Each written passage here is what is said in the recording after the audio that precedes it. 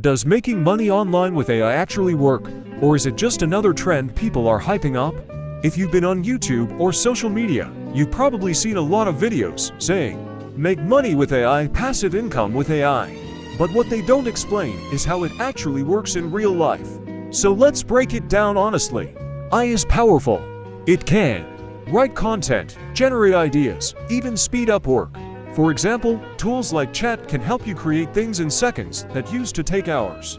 So yes, it gives you an advantage. But here's where people get it wrong. AI does not automatically make you money, build a business for you, or replace effort completely. You still need a way to offer value, a system, and consistency. People making money with AI are doing things like offering services, creating content, and building simple funnels. For example, they might use AI to complete freelance work on platforms like Fiverr. AI just helps them do it faster. This isn't instant money. It takes posting consistently, improving over time, and learning what works. But once it clicks, it can scale. The biggest mistake is thinking AI is the business. It's not. It's just the tool.